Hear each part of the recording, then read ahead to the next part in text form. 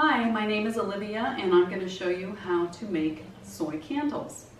Now I'm going to make soy candles by pouring the wax into a glass container. I'm going to use jars that I've kept from different jellies and things like that that I buy, and I hate throwing glass jars away because I can always make a candle out of them. So keep that in mind if you're going to use this as a long-term hobby. I have several items here. These are actually the necessities of candle making. Of course, we have our soy wax. This is 100% soy. I buy soy by the slabs, and what I do is I cut them down and then I wrap them into wax paper. And the reason why I do that is it's a lot cheaper to buy slabs out of soy than it is to buy the flakes or the pills.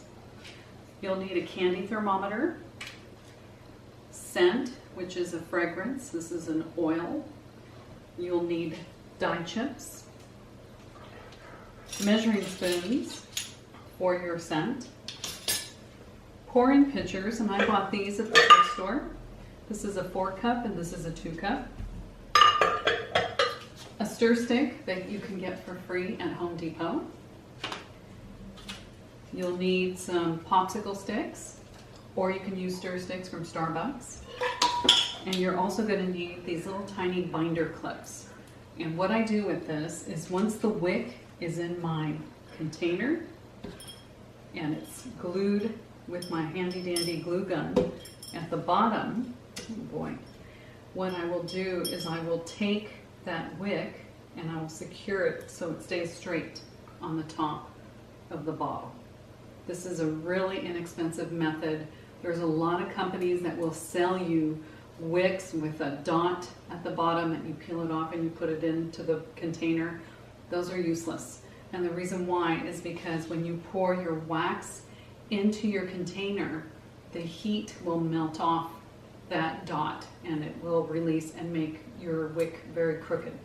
So I highly recommend that you use a glue gun to put that wick at the bottom of your jar. And I'm going to show you how to do that real quick. I do have a tutorial for that already, but this is pretty simple. Oh, before you start that, make sure you have a chopstick. Now, I get my chopsticks for free because I love getting pho at my local Vietnamese restaurant, which is Saigon Noodle House in Placentia. But it's really important to actually get your glue gun nice and hot, squirt it out a couple times just to make sure it's working, because once you secure that that wick at the bottom of your jar, it's pretty difficult to get out if it's not in centered. Now, I feel like this glue gun's not getting very hot, so I'm going to wait a little bit longer before I show you how to glue that wick in. Another item that you're going to need is a melting pot. You can use a double boiler method, or you can use the Presto kitchen kettle. I still have a box. I have 3 of these. This is my newest one. I've kept it in the box. The other 2 that I have are about 10 years old. They still work. They're awesome. It's just that I make a lot of candles. I sell them on my Etsy store, and I just need to have more of these. I have considered buying a large pouring pot that melts 100 pounds of wax, but I have nowhere to put that. As you can see, I do this in my kitchen. Which brings me to another point. You really need to have a flat, level surface and an area that you're comfortable working in. So you will also need to protect your surface and your floors. In the beginning, I used to put plastic sheeting everywhere. But now that I've been doing this for over 10 years, I have more confidence and I don't spill very much. I do spill and it makes a mess. So what I do is I cover my granite island countertops and I use old boxes and I flatten them out and they work perfect. Then you can toss them and recycle them. Everything I do in my business, I recycle. I recycle wine bottles, beer bottles, soda bottles, any kind of bottle. I also recycle, these little beautiful canned items, or glass jars, I should say. They're not canned items, but you can also use coffee cans. I've heard people using coffee cans. So if you use a double boiler method, this is what you're going to need. You're going to need a deep pot and a pouring pot. Now this is the kind of pouring pot that you can purchase at Michael's, and they come in a couple sizes. This is the large one, and then there's another small one that's about half the size. For beginners, I would get the small one, but if you're going to be a serious candle maker like I am, the big one works really well. I don't use this method anymore because, like I said, I use the Presto kitchen kettle, which I'm not advertising, but I'm telling you it's a great product for candle making. I've never ever used this for cooking, and I do like to cook, but I like to make candles more. So this is the first part of my video that gives you the basic ingredients of what you need to make a candle. And again, I'll go over that. You need candle wax, candy thermometer, something to melt your candle in, which is a double boiler or one of these Presto pots, a glue gun, fragrance, measuring utensils, stir stick, and these wonderful Pyrex glass measuring cups, which I love because this actually measures out my wax. This is a 4 cup and this is a 2 cup. You'll need a container to put your wax in. You'll need the wicks. These are called wick clips, and these are the wicks. You can purchase them already made like this. And popsicle sticks with very small binder clips. You're also going to need a chopstick. The chopstick, remember again, is to secure your wick at the bottom of your jar once you glue it in. And I'll show you how to do that. I've got another video that demonstrates that, but I will do that in this video. So let's get ready. Let's put your wick into your container. This wick has this flat disc at the bottom. It's called a wick tab. Now this wick tab was not put on there by itself. Somebody, a human, had to put this wick through this hole and then squeeze it tight on the end. And that's how it stays secure to the actual wick. This is the wick. This is the wick tab. So I'm going to take my glue gun, which is now really hot, and I'm going to put it in the center of my container. You're going to need your chopstick for this. So here we go. I'm going to put a little bead of glue on here. It's nice and hot. Try not to touch it because it will hurt. And then I'm going to guide this wick tab down in the center of my container very carefully. And I'm going to center it, and I'm going to tap on it very gently around the edges of the wick tab. And that's all you have to do. So it's on there pretty secure. You can see the glue on the bottom, and it's pretty simple. So I'm going to let that dry for about 5 minutes. Now, another thing you have to consider is if you want to make your own wicks, what you can do is buy a roll of this wick and buy wick tabs, and all you need is a pair of needle nose pliers or just any other pliers to secure that tab onto the wick. It's much easier to make your own, and it's more economical. You can buy these already made at Michael's. Make sure you use a coupon. It's 40% off. You can download that on your computer. But I would definitely buy my own wicks and make my own wicks to put in my candles if I were going to make this a long-term hobby. For me, it is a hobby and a business, so everything I buy is in bulk. And what I'm showing you is most of these products are available at Michael's. I will have a kit available for you, and I will have that information at the end of this video if you want a starter kit to purchase from myself.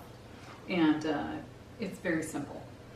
And you don't have to. I'm not pushing my products. I'm just letting you know that I love candle making. I want to teach others. So here we are, and this is the actual wick in the container.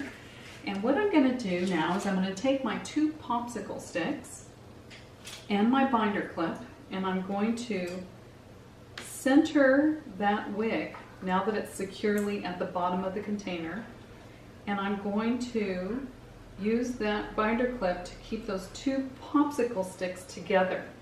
And what that does is it keeps the actual wick centered. So when I pour my wax, this does not come out crooked and the candle doesn't burn awkwardly. And it's much safer this way.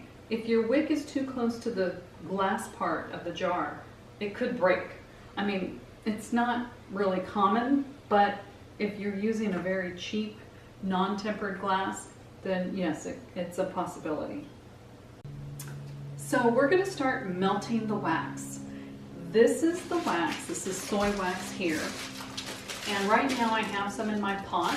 It looks just like this. It's kind of a lard looking type of piece of wax. It's all soy, 100% soybean. And what I'm going to do is I'm going to stir this wax. I'm going to melt it to about 180 degrees. I've got my candy thermometer in my pot. Right now it's at 160 degrees. And once it gets to about 180, what I'm going to do is I'm going to put my die chip inside. And the die chips are also made of wax. They are a diamond shape, and you can cut them if you don't want to use as much color. But I'm going to actually use 2 die chips for 1 pound of wax. And the reason for that is because soy wax never gets a vibrant color. Usually soy wax will get to a pastel color. They are not true to color, and that's because of the genetic makeup part of the wax, or whatever you want to call it. I call it genetic, but it's because of the natural properties. Paraffin wax, however, does absorb color and fragrance very, very well. So if you were to put 2 die chips and 1 pound of paraffin wax, it would come out very vibrant. But in soy, it does not do that. So I'm going to go ahead and add that. We are at about 180 now. I'm going to turn down my melting pot here to warm, and then I'm going to go ahead and put the die chip in here, and it's just going to melt. It's like a crayon. If I could tilt this over and show it to you, I would. So what I'm going to do is I'm going to take some photos, and I'm going to go ahead and put them in, or do a separate video just so you can see what it looks like. Basically, it looks like vegetable oil that is clear color, no golden color, but just clear. And that die chip is melting very quickly. Let's see, our temperature is at 180. And one thing I can tell you is if it starts getting too warm, you can always disconnect this. It's very nice, it's very simple, it's magnetic. And it's time to pour our scent in. So everything that I do is at 180 degrees. And the reason why is because it's a safe temperature. It melts your wax thoroughly. You don't want it too hot and you don't want it too cold. I'm going to put a little bit, just a teaspoon of the scent in here for my 1 pound. You can do 2 if you want, but I'm not big on scents. Some people are. I'm just going to do 1 teaspoon at a time. And you can start smelling that. Your whole house will smell this way. I'm using cinnamon. The color that I'm using for this wax is actually maple. And because it is the holiday season, that's why I'm doing that. It's fall now. So let's take a look at our temperature. You constantly want to make sure that your temperatures are low. So this is at 180 now. We have our fragrance and we have our dye in there.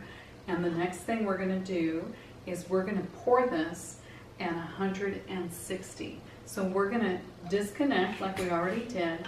We're going to get our temperature down to 160 degrees, and we're going to pour it in one of our Pyrex measuring cups.